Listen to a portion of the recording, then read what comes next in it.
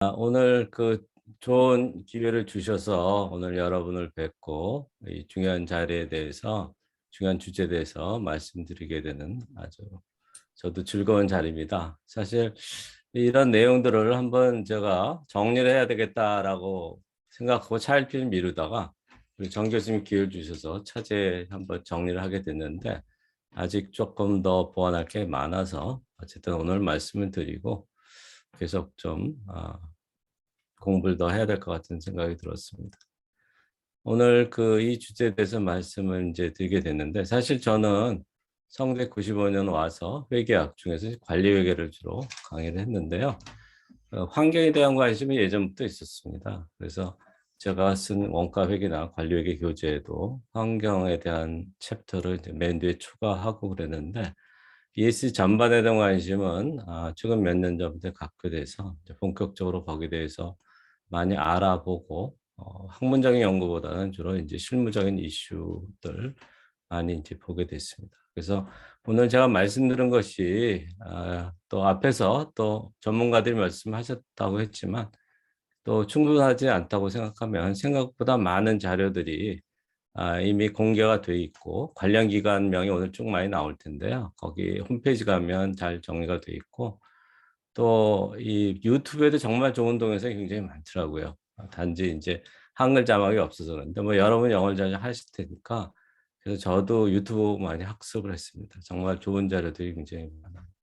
그래서 오늘 이제 좀 관심을 가지시고 추후에 적극적으로 또 여러분이 관심을 가지시면 좋을 것 같습니다.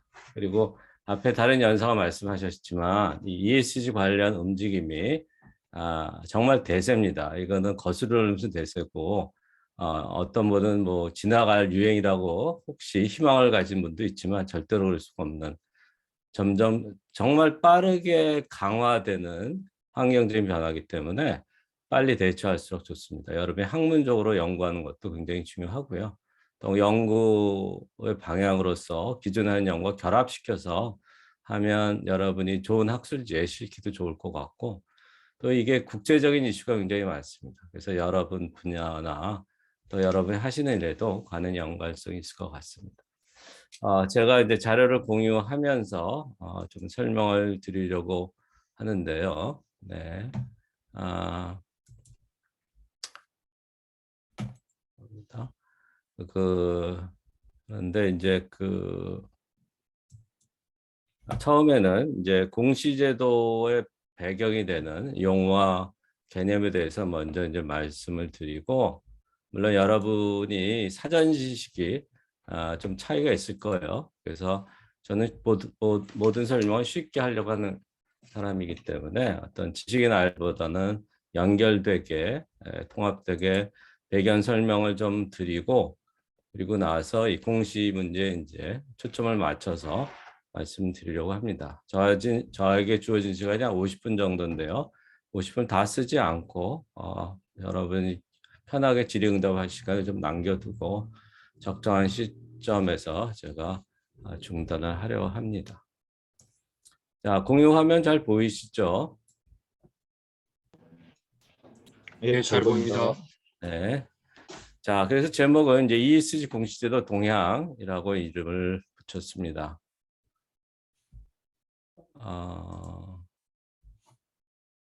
이게 지금 이게 파워 슬라이드 쇼를 하려니까 이게 화면 공유에 문제가 생기네요. 그러면 슬라이드 쇼를 잠깐 중단하고 다시 공유를 하겠습니다. 슬라이드 요거를 공유하면 될까요? 한번 다시 해보겠습니다.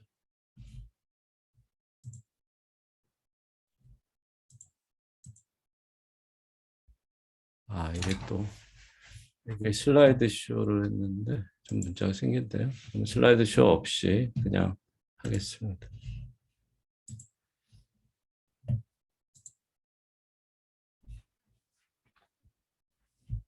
자, 먼저 ESG와 지속 가능성이라는 용어가 굉장히 혼동돼서 쓰이는데요. 그걸 좀 정리할 게 필요할 것 같습니다. 두 번째 페이지 보이시죠? 괜찮으시죠? 예. 자, 그래서 잘 이 보입니다. 예. 예, ESG라는 용어가 보시면은 뭐 이 Environmental Social Governance의 약자다 이렇게 이제 많이 얘기하고 있죠. 그래서 이거 뭐 참 우스갯소리로 이게 environment 명사가 아니고 왜 형용사냐, society 아니고 왜 social이냐, 뭐 그거 갖고 얘기한 사람이 있는데 저는 그게 전혀 중요하지 않고요. 그래서 왜 이게 형용사냐라고 생각했더니 ESG라는 단어가 처음 사용이 된 게 보면 ESG investment 이렇게 이제 그 단어가 처음 등장을 했습니다. 그래서 그게 형용사인 거지. 뭐 지금 명사로 바꿨다 문제되는 건 아니고요. 그래서 ESG라는 용어 자체 시작은 ESG 투자라는 상황, 투자라는 용어에서 시작이 됐고 투자 관점에서 시작된 거고 2004년도 유엔의 글로벌 컴팩트 쪽에서 출간한 리포트에서 사용됐다 합니다. 제목을 보면 이제 재무 시장을 세계의 변화에 연결시킨다라는 말이 있어서 결국 ES 투자 관점에서 재무 시장을 전제로 한 용어의 시작이었어요. 예. 그런데 그 내용을 보면 가장 중요한 그 문장으로 표현되는 것이 환경 사회 지배구조 ESG죠. 요인을 잘 고려하는 게 두 가지 면에서 중요하다고 그래서 이 양면성이 계속 그 이슈가 됩니다. 하나는 사회 지속 가능한 성장에 도움이 된다는 거 하고 또 하나는 투자 시장에 도움이 된다. 투자 시장을 강하게 만들고 회복력이 뛰어나게 하는데 기여한다. 최근에 많이 듣는 표현이 바로 회복력의 표현에 resilience라고 그러는데 저는 이런 단어가 굉장히 그렇게 많이 사용되는 게 모르겠습니다. 최근 굉장히 유행한 단어 중인데요. 어떤 충격에 대해서 그거를 극복할 수 있는 능력이라는 표현이 굉장히 많이 사용되고 있습니다. 그리고 이제 지속 가능성이라는 표현은 이제 지속 가능 발전이라는 용어를 해서 이것도 이제 유엔에서 1987년에 우리 공동의 미래라는 보고서가 있는데 그걸 브룬트란트 보고서라고도 부르는데요. 이 보고서에서 처음 사용이 됐는데 결국 여기에서도 그 여러 가지 경제적 성장 발전뿐만이 아니라 환경과 사회에 대한 고려가 중요하다라는 것이 강조가 됐고 이 보고서 내용이 1992년 리오데자네이루에 있었던 유엔 환경개발회의 UNCED라고 그러는데 여기서 채택한 지구 환경 보존을 위한 기본 원칙으로 채택이 되면서 굉장히 많이 이 지속 가능성과 관련해서 언급되는 그런 어떤 용어의 시작입니다. 그래서 많이 쓰는 표현 중에 하나가 현 세대와 미래 세대의 어떤 균형적인 수요 충족인데 그래서 현 세대가 어떤 현 세대 필요성에 의해서 자원을 낭비하거나 환경을 파괴해서 미래 세대한테 피해를 주면 안 되겠다.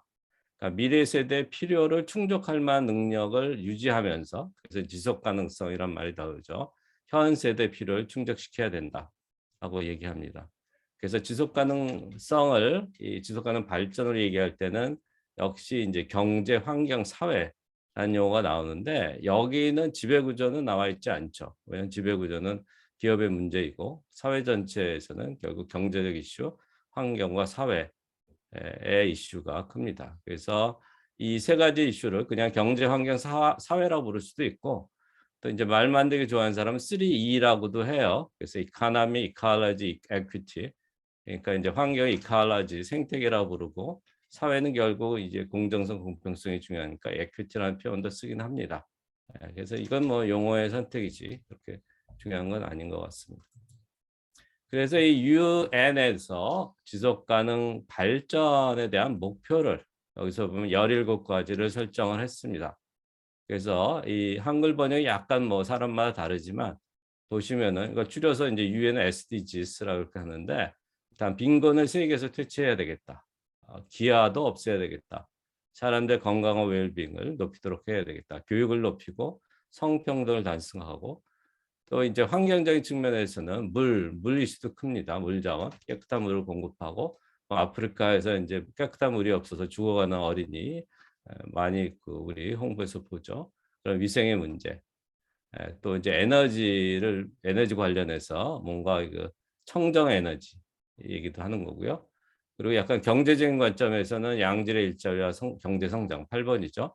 9번에서는 산업 혁신, 사회 기반 시설도 높여야 되고 약간 다시 이제 사회적인 측면으로 와서 불평등하면서 10번에서 또 이제 지속 가능성이라는 표현을 쓰는데 이건 지속 가능한 도시와 공동체로 되어 있습니다. 그러니까 도시 자체가 뭔가 이 환경을 황폐하게 하는 게 아니라 어떻게 보면 지속 가능한 도시를 많이 얘기해요. 그래서 도시 내에서 직접 농작물 키우기도 하고 또 재생에너지를 직접 쓰기도 하고 그런 공동체 문제. 그래서 이전 지속 가능한 커뮤니티와 관련해서는 예를 들면 그 캐나다 서부죠 있는 그 굉장히 우수한 대학인 브리티시 콜럼비아 대학이 이 UBC가 대학 자체를 지속 가능한 공동체로 만들기 위한 여러 가지 노력을 했다라는 것이 아주 재미있는 유튜브 동영상이 있습니다. 한번 관심 있으면 보시고요. 대학 자체가 솔선수범을 해야 되는데 대학이 솔선수범하는 좋은 사례가 또 UBC 사례가 설명이 되어 있습니다. 왜 대학이 솔선수범해야 되느냐? 세 가지 뭐 이렇게 얘기하는데 전문가가 다 모여 있다. 그리고 남의 눈치를 볼 필요가 없다. 기업은 주주 눈치를 봐야 돼. 그렇지 않고 또 교육의 현장이기 때문에 이 젊은 세대한테 지속 가능성을 교육할 수 있는 좋은 어떤 위치다. 그래서 여기 대학에 갈 분, 또 대학에 계신 분이 있으면 뭐 성대는 걸 못해서 좀 아쉽지만 각 대학이 그런 지속 가능한 어떤 실험과 실행을 하는 뭐 쉽게 얘기해서 태양광부터 해서 뭐 저희가 제2경관을 이제 주려고 노력하는데 지난번에 그 회의에서 뭐 제가 재생에너지 좀 얘기했더니 아직 현실적이지 못하다 뭐 그렇게 얘기를 하시더라고요. 그러니까 뭐 태양광 패널 같은 거 설치할 생각이 없으시더라고요. 뭐 아니면 대학에 사용하는 뭐 그 물의 재사용 사실은 그 얘기를 하잖아요. 하수를 다시 걸러서 예를 들면 화장실의 물로 쓴다든가 그걸 중수라고 그러더라고요. 상수, 하수, 중간. 뭐 이런 것도 사실은 대학에 실험을 요즘 굉장히 많은 것들인데 그러면서 이제 대학이 이걸 솔선수범 못하는 것은 상당히 부끄러운 일이죠. 그다음 11번은 이제 생산과 소비를 지속 가능하게 해야 된다는 거. 13번은 기후 변화. 이건 중요한 환경 문제죠. 14번도 환경 문제입니다. 해양 생태계 또는 15번의 육상 생태계를 보호하는 이런 문제들 또 굉장히 크게 얘기하고 있습니다. 그래서 이건 영어로는 이제 그 바이오다이버시티란 말을 써요. 생태학적인 다양성을 우리가 유지해야 된다. 그러면서 인간 때문에 지금 세계에 존재하는 생물체 종류 수가 급격히 줄고 있다. 이게 희귀동물뿐만이 아니라 전체적으로 많이 줄고 있답니다. 뭐 이런 것도 많이 얘기를 해요. 근데 그게 뭐 굉장히 우리와 상관없는 일로 많이 생각하지만 사실은 그런 생태계 변화가 인간한테 많은 피해도 줄 수 있다. 이런 얘기를 또 하죠. 또 16번은 약간 사회적인 문제에서 정의, 평화, 효과적인 제도를 운영해야 되고 17번은 지구촌이 전체적으로 협력을 해야 된다. 뭐 이런 얘기를 해요. 그래서 이거는 이제 사회 전반적인 경제, 환경, 사회에 대한 장기적인 발전, 미래 세대를 희생하지 않는 발전의 이런 목표들인데 또 이런 것들이 결국 개별 기업이나 비영리 조직, 정부 같은 그런 조직의 어떤 경영과도 관리라도 직결된 부분이 있습니다. 그래서 그 부분에서 얘기를 할 텐데요. 근데 오늘 제가 주로 말씀드린 이제 경영 또는 공시의 이슈는 기본적으로 이제 국가나 사회 전체 이슈는 아니고요. 개별 조직, 영리기업이든 또는 정부기관이든 대학이든 개별 조직체와 관련된 경영관리 또는 공시에 대한 걸로 얘기를 좁혀서 말씀드리겠습니다.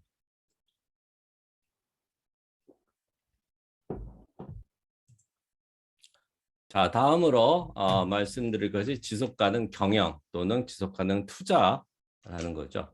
아까 이제 ESG 투자라는 용어로 시작됐다고 했는데 뭐 ESG 투자나 지속가능 투자나 뭐 큰 차이는 저는 없다고 생각을 해요.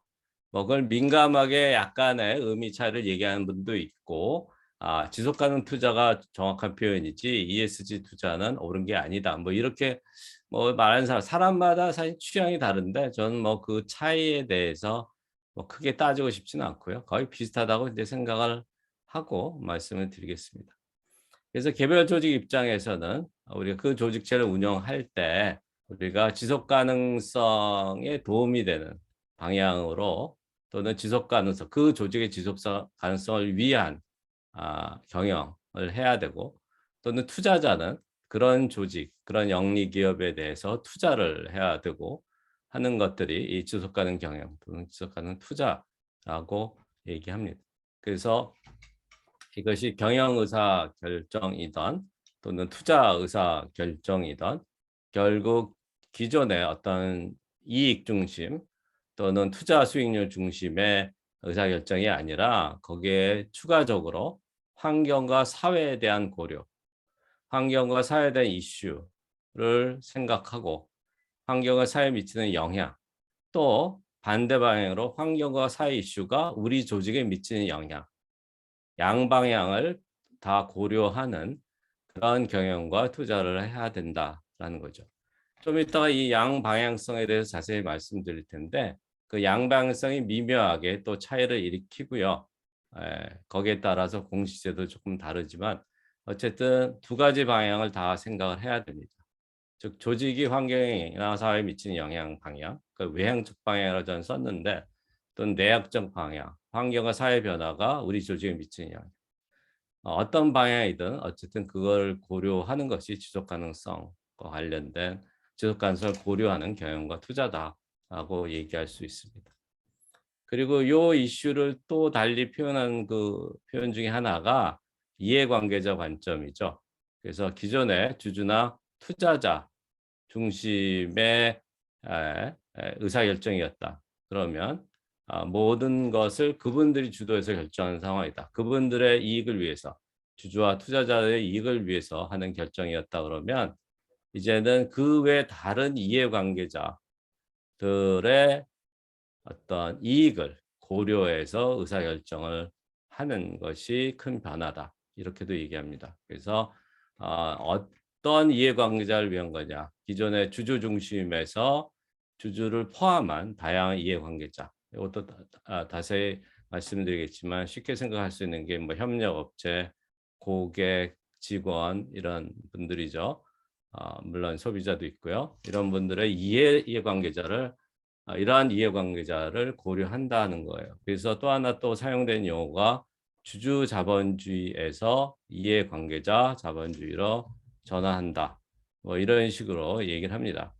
근데 이 표현은 뭐 누가 맨 처음에 썼는지 모르지만 좋기도 하고 나쁘기도 해요. 왜냐하면 뭐 주주 자본주의와 이해관계자 자본주의를 대비하는 건 좋은데 우리 정홍주 교수님도 저처럼 경제학과 학부 출신인데 우리가 자본주의에 가면 경제 체제론이잖아요. 근데 지금 경제 체제를 얘기하는 건 아니거든요. 우리가 뭐 사회주의 자본주의 이런 경제 체제를 얘기하는 건 아니고 그런지 용어를 뭐 그런 느낌이 전혀 없는 건 아닌 것 같아요. 자본주의가 돌아가는데 주주 중심으로 돌아가냐? 아니면 이해관계자가 적극 참여하는 자본주의로 전환되느냐. 뭐 이렇게 관점이 전혀 없지는 않은데 그렇게 심각한 뜻으로 과연 썼는지 모르지만 뭐 그런 의미도 있기는 있지만 과연 자본주의를 아직 들먹일 필요가 있느냐 뭐 이런 생각을 했습니다. 근데 이제 이게 오늘은 제가 별로 말씀을 안 드려요. 이제 어떤 조직의 지배구조 이슈와 관련이 돼서 약간 이 관점의 차이가 어떻게 보면 정치적 관점에서의 진보와 보수 진영의 입장하고도 약간 좀 관련을 갖는 약간 성향이 있었어요. 왜냐하면 우리 문 대통령 임기가 끝날 텐데 최근에 등장했던 이슈 중에 하나가 뭐죠? 노동이사제죠. 그러니까 이사회 안에 이제 노동자를 대표하는 사람이 들어와야 된다. 이런 게 어떻게 보면 전형적인 노동자를 의사결정 과정에 의무적으로 포함시키는 기업의 운영 형태의 강제화거든요. 그러니까 그런 형태가 사실은 유럽에서 있었던 근데 그거를 사실 자본주의라 불렀지 유럽 국가를 사회주의라 불렀지 애매하기도 한데 왜냐하면 사회당이 있으니까 사회민주당이 삼인당이 어쨌든 그런 것까지 생각할 수도 있지만 과연 이해관계자 자본주의를 생각하는 사람들이 과연 그런 기업의 지배구조에서 이 이해관계자 대표들이 의사결정에 참여해야 된다라는 것까지 생각하고 얘기했느냐. 그거는 사실은 불확실합니다. 그렇게 생각 안 하면서 얘기하는 사람도 있는 것 같고 그렇게 생각을 하는 사람도 있습니다. 근데 이 이슈가 왜 중요하냐면 진정으로 이해관계자의 이해를 보장하려면 의사결정 과정에서 이게 지배구조 문제인데 이 사람들이 과연 이 사회에 얼만큼 반영시키냐 한 명 포함된다고 되는 것도 아닐 수도 있는 거고 그래서 그 문제가 심각할 수 있어요. 근데 이건 정치적으로 굉장히 민감한 이슈이기 때문에 보통 거기까지 손을 대려고는 잘 안 하고 있습니다. 예. 근데 그것보다는 굉장히 가벼운 의미로 이해관계자 자본주의를 사실은 쓰는 분도 굉장히 많아요. 그래서 저는 이해관계자 자본주의라는 표현 대신에 그 밑에 있는 것처럼 이해관계자 중시경영 뭐 이런 정도로 얘기하는 게 조금 더 현실적인 기업의 태도가 아닌가 그렇게 이제 생각을 합니다.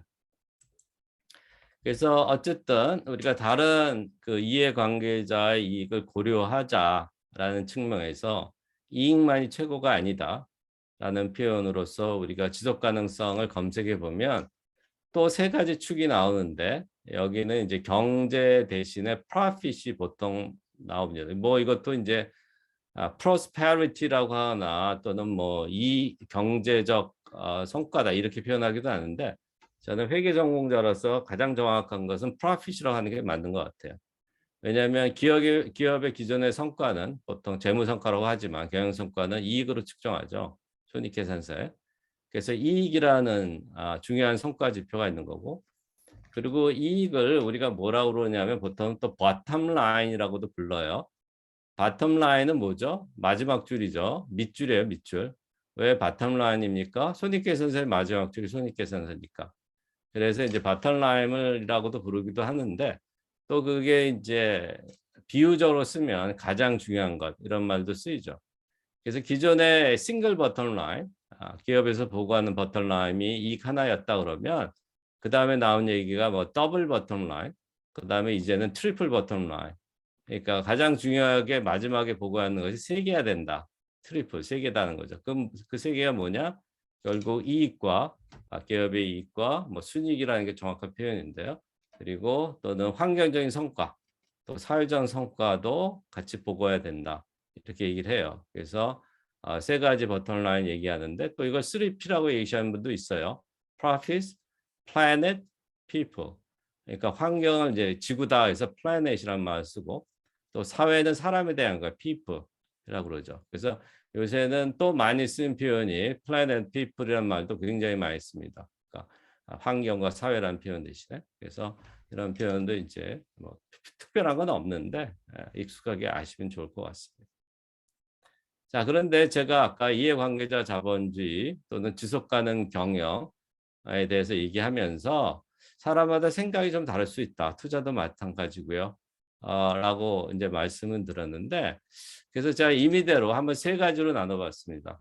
왜냐하면 사람들이 이런 지속 가능성이나 ESG를 강조하면서 얘기하는 걸 들어보면 이 세 가지 입장이 막 혼재돼서 설명하고 있어요.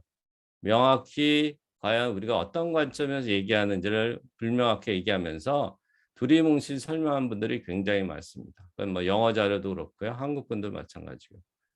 그래서 어떤 그런 얘기를 할 때 첫 번째 이제 제가 들었던 의문은 과연 이분들이 지속가능 경영이나 지속가능 투자 또는 또 뭐 ESG도 마찬가지 ESG 투자 요새 경영 얘기할 때 이분들이 그거를 수단으로 얘기하는 거냐 목적으로 얘기하는 거냐 이게 굉장히 다르다고 생각을 하는 거죠. 수단이란 건 뭐냐면 어떻게 보면 그냥 경영 전략이에요. 환경이 바뀌어서 ESG 또는 지속가능성에 대해서 의사결정에 전략적 결정에 반영하는 것이 기업을 위해서 유리하기 때문에 여기서 기업을 위해서라는 것은 뭐냐면 기업의 단기적인 또는 장기적인 수익성 또는 기업 가치에 도움이 되고 필요하기 때문에 중요하기 때문에 거기에 따라서 해야 된다라는 수단적인 입장.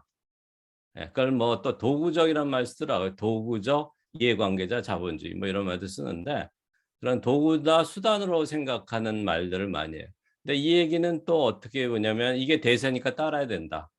또 그렇게 하는 게 기업의 재무적 성과에 도움이 된다라는 주장을 하시면서 그렇게 얘기를 하는 거예요. 그게 나쁜 건 아니에요. 나쁜 건 아닌데 상당히 수단적인 거죠. 그러면 이게 이제 그때 드는 의미는 그러면 이게 경영 전략이 바뀐 건 아니다. 단지 경영 수단이 바뀐 거다. 경영 환경이 바뀌기 때문에 수단이 바뀐 거다. 그냥 전략의 일부로서 하는 거다. 이렇게 얘기를 할 수 있는 거예요. 그러니까 어떻게 보면 기업이 환경 변화에 대응하는 정도로 얘기를 하는 거죠. 무슨 철학이 바뀌었다든가 기업의 목적이 바뀐 건 아닌 것 같은 또 그런 얘기를 합니다.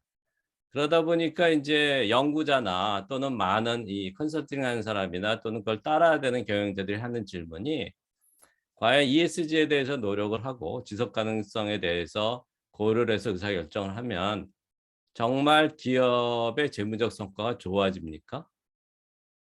그래서 많은 문헌들이 이걸 설명하신 분들이 그런 예를 듭니다. 또 그런 연구 결과를 발표를 해요.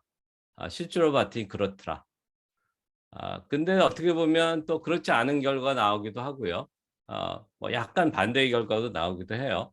그래서 그거를 전체적으로 이제 문헌 연구를 뭐 하는 분들 봤는데 뭐 긍정적이다는 쪽이 아직은 뭐 대세라는 얘기도 있고요. 전체적으로 봐서는 뭐 그런 연구가 있습니다. 그게 일종의 수단으로 보는 지속 가능 경영 또는 ESG 경영 또는 일종 이해관계자 중심의 경영이라고 할 수 있는 측면이에요. 근데 이 수단적인 측면도 사실은 저는 두 가지로 한번 나눠 봤어요. 하나는 수동적인 어떤 접근이라고 생각합니다. 그러니까 나는 환경 변화에서 그냥 쫓아간다.